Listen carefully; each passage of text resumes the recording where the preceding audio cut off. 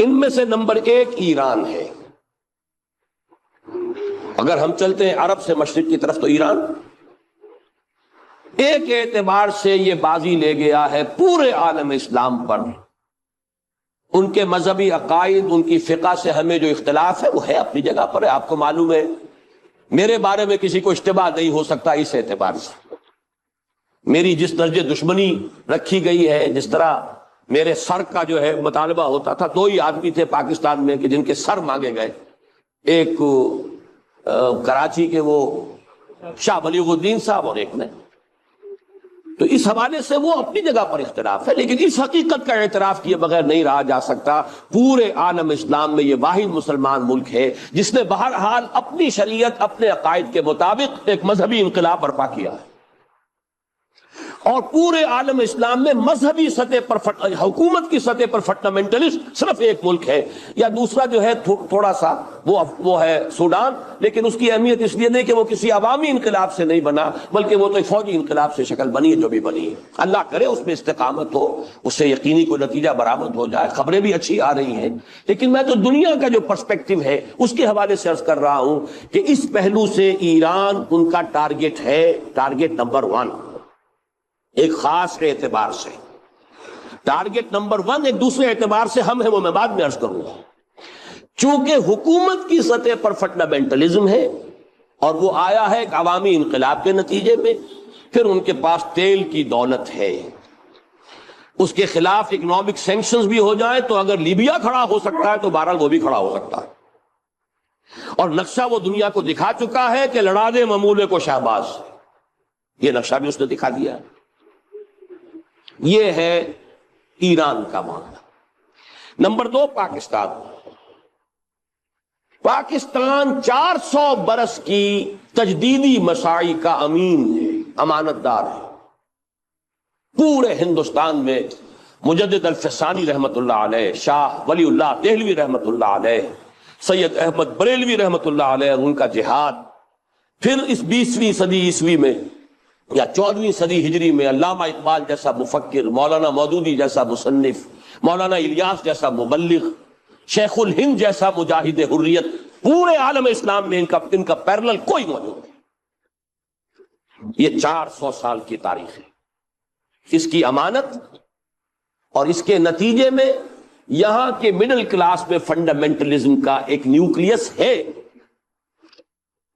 اگرچہ حکومت کی سطح پر کوئی پیش رفت نہیں ہو سکی آج تک، بلکہ اب تو پسپائی ہو رہی ہے، اب پیچھے ہٹ رہے ہیں۔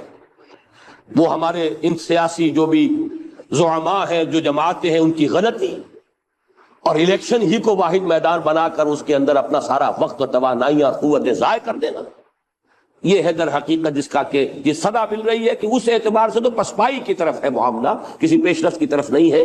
لیکن باہر والے تو دیکھتے ہیں نا کہ اندر کیا کچھ مواد موجود ہے۔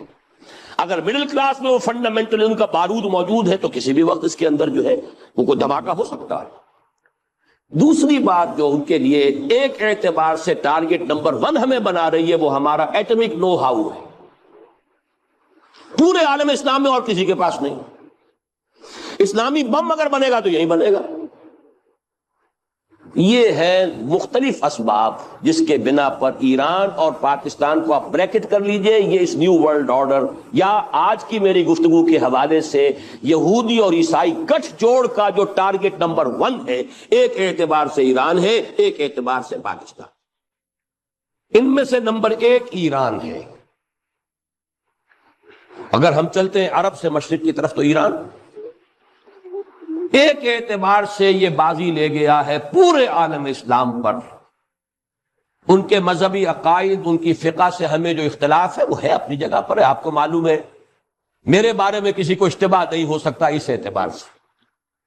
میری جس درجے دشمنی رکھی گئی ہے، جس طرح میرے سر کا جو ہے مطالبہ ہوتا تھا، 2 ہی آدمی تھے پاکستان میں کہ جن کے سر مانگے گئے، ایک کراچی کے وہ شاہ بلیغ الدین صاحب اور ایک نے۔ تو اس حوالے سے وہ اپنی جگہ پر اختلاف ہے، لیکن اس حقیقت کا اعتراف کیے بغیر نہیں رہا جا سکتا پورے عالم اسلام میں یہ واحد مسلمان ملک ہے جس نے بہرحال اپنی شریعت، اپنے عقائد کے مطابق ایک مذہبی انقلاب برپا کیا ہے۔ اور پورے عالم اسلام میں مذہبی سطح پر حکومت کی سطح پر فنڈامنٹلسٹ صرف ایک ملک ہے، یا دوسرا جو ہے تھوڑا سا وہ ہے سوڈان، لیکن اس کی اہمیت اس لیے نہیں کہ وہ کسی عوامی انقلاب سے نہیں بنا، بلکہ وہ تو فوجی انقلاب سے شکل بنی ہے جو بھی بنی ہے۔ اللہ کرے اس پہ استقامت ہو، اس سے یقینی کوئی نتیجہ برآمد ہو جائے۔ خبریں بھی اچھی آ رہی ہیں، لیکن میں تو دنیا کا جو پرسپیکٹو ہے اس کے حوالے سے عرض کر رہا ہوں کہ اس پہلو سے ایران ان کا ٹارگٹ ہے، ٹارگٹ نمبر 1 ایک خاص اعتبار سے۔ ٹارگٹ نمبر 1 ایک دوسرے اعتبار سے ہم ہے، وہ میں بعد میں عرض کروں گا۔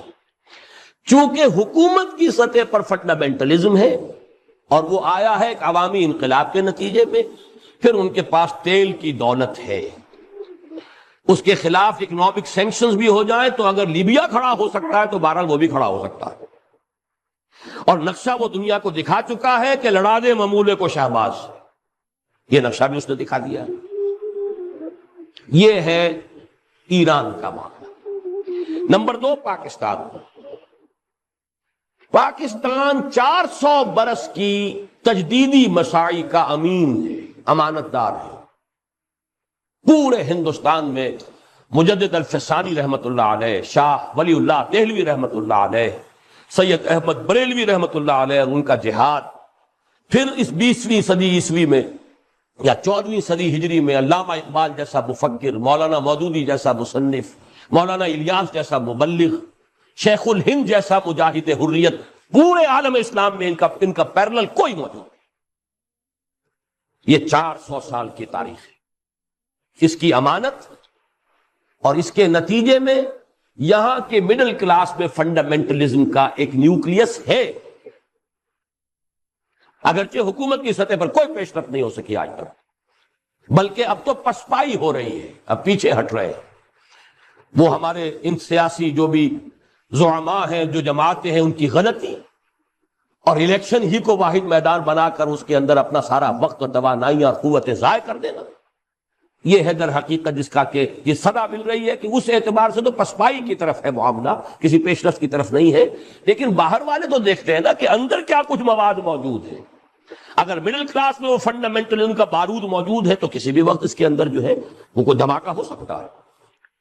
دوسری بات جو ان کے لیے ایک اعتبار سے ٹارگٹ نمبر 1 ہمیں بنا رہی ہے، وہ ہمارا ایٹمک نو ہاؤ ہے۔ پورے عالم اسلام میں اور کسی کے پاس نہیں۔ اسلامی بم اگر بنے گا تو یہی بنے گا۔ یہ ہے مختلف اسباب جس کے بنا پر ایران اور پاکستان کو آپ بریکٹ کر لیجئے، یہ اس نیو ورلڈ آرڈر یا آج کی میری گفتگو کے حوالے سے یہودی اور عیسائی گٹھ جوڑ کا جو ٹارگٹ نمبر 1 ہے، ایک اعتبار سے ایران ہے، ایک اعتبار سے پاکستان۔